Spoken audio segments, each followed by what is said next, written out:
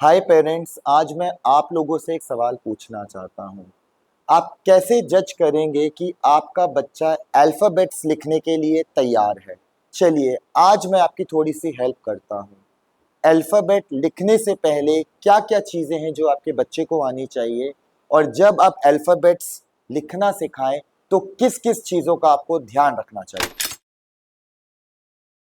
So parents, again मेरी सारी videos related होती हैं, तो आज मैं अपनी पुरानी वीडियो में से एक वीडियो बताना चाहता हूँ आपको, जो कि इमिटेशंस के ऊपर थी।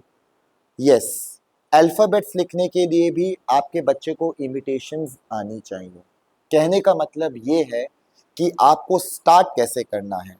आप अपने बच्चे के साथ बैठिए, अगर हो सके तो आप व्हाइट बोर्ड लीजिए, छोटा-सा जो आप टेबल पे रख सकते हैं, एंड उसको बोलिए कि वो सारी शेप्स को इमिटेट करे। कहने का मतलब ये है कि एक पेन आपके हाथ में है, एक पेन बच्चे के हाथ में है। आप कोई शेप बनाइए एंड बच्चा वो शेप देख के ट्राई करेगा कि एज इट इज बनाए। अब वो कौन कौन सी शेप्स हैं, आइए हम देखते हैं। अल्फाबेट से पहले इमिटेशन ऑफ शेप्स बहुत इंपॉर्टेंट है। मैं आप लोगों को सीक्वेंस में बताऊंगा कि कौन सी शेप्स बच्चे को अच्छे से आनी चाहिए। तो जब मैं स्टार्ट करता हूँ, तो मैं बच्चे को सबसे पहले बोलता हूँ कि आप मुझे एक स्टैंडिंग लाइन इमिटेट करके दीजिए। जब तक बच्चा हमारी लाइन को देख के स्टैंडिंग लाइन इमिटेट नहीं करेगा, आई डोंट थिंक सो कि वो अल्फाबेट्स लिखने के लिए कभी भी तैयार है। सेकेंडली, जब वो स्टैंडिंग लाइन इमिटेट कर लेता है, उसके बाद सेकेंड टाइम में मैं कहता हूँ कि अब आप मुझे स्लीपिंग लाइन इमिटेट करके दीजिए। So first is standing line imitation. हो सकता है आपके बच्चे को 1 दिन, 2 दिन, 3 दिन लगे, लेकिन जब तक वो स्टैंडिंग लाइन इमिटेशंस नहीं करेगा, आप स्लीपिंग लाइन इमिटेशंस में नहीं जाएंगे। नाउ, स्टैंडिंग लाइन इमिटेशन सीख गया, अब आपको थोड़े दिन और लगे, अब वो स्लीपिंग लाइन इमिटेशन सीख गया।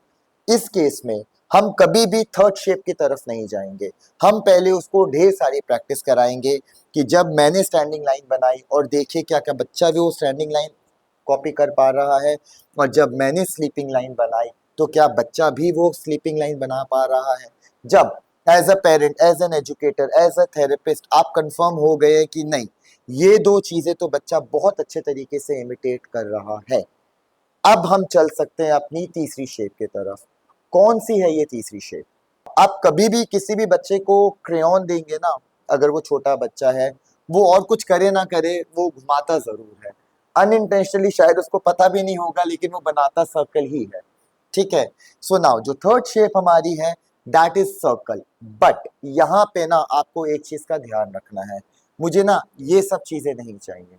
सर्कल का मतलब होता है he should be able to start and finish at the same point, जो कि प्रैक्टिकली इतना परफेक्ट नहीं होगा, बट एटलीस्ट उसका सर्कल ओवरलैप ज्यादा ना करे, इस चीज का ध्यान देना है। तो अब तक हमने तीन शेप्स को इमिटेशन सीखी हैं, standing line, sleeping line and circle. Again मैं यहाँ पे रिपीट करूंगा, हो सकता है कि ये एक हफ्ते के अंदर बच्चा सीख जाए, हो सकता है कि उसको ज्यादा टाइम लगे, मगर पेरेंट्स प्लीज इन सब चीजों में आपको एम्फेसाइज करना है। चलिए अब हम चलते हैं अपनी फोर शेप की तरफ। अब सिंपल सिंपल शेप्स को ही हम कॉपी करना सीखेंगे। सो सर्कल के बाद यूजली अगर आप चाहे तो बच्चे को प्लस सिखा सकते हैं, क्योंकि बच्चे ने already standing line and sleeping line सीखी हुई है, तो उसके लिए प्लस बनाना इजी हो सकता है। यहाँ पे प्लस के बाद अब मैं इंट्रोड्यूस करूंगा हमारी डायगोनल लाइंस।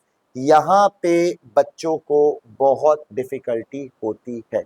अब मैं अपना एक्सपीरियंस आप लोगों से इनफैक्ट शेयर करना चाहूंगा कि अगर मैं बच्चे को बोलता हूं कि आप मुझे डायगोनल लाइन बना के दो, और बच्चे का अगर विजुअल परसेप्शन इतना स्ट्रांग नहीं है, तो ना कहीं वो मुझे स्टैंडिंग लाइन बना देगा, या फिर उसकी जो लाइन होगी वो बस हल्की सी टिल्टेड होती है, जो कि नियरली आपको स्टैंडिंग लाइन की तरफ दिखती है। पेरेंट्स, अगर आपका बच्चा डायगोनल लाइंस नहीं बना पा रहा बिकॉज ऑफ विजुअल परसेप्शन, ना ये जो वर्ड मैं यूज कर रहा हूँ इसके ऊपर मैं अलग से वीडियो बनाऊंगा, जहाँ पे विजुअल परसेप्शन में अलग से आप लोगों को समझाऊंगा, विजुअल मोटर इंटीग्रेशन में अलग से सिखाऊंगा। लेकिन right now let's come back to our writing skills.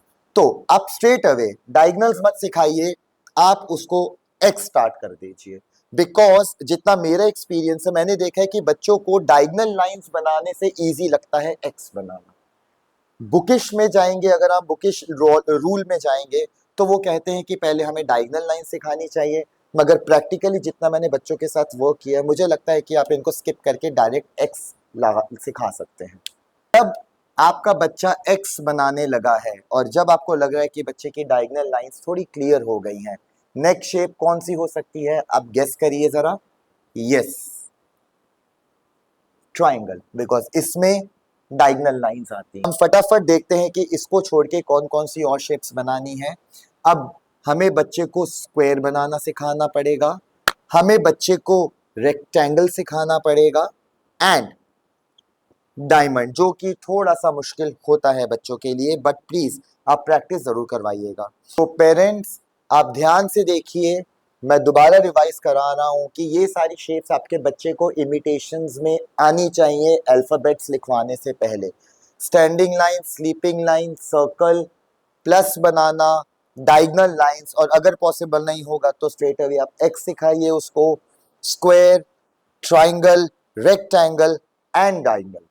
अगर आपका बच्चा ये सारी शेप्स इमिटेशंस में करना सीख गया है, सेकेंड स्टेप में आप अब ऐसा ही एक कुछ बनाएंगे। आप पेपर में बना सकते हैं या फिर आप व्हाइट बोर्ड में बना सकते हैं, एंड फिर आप अपने बच्चे को बोलिए कि जो मैंने शेप यहाँ बनाई है आप मुझे एग्जैक्टली कॉपी करके दो।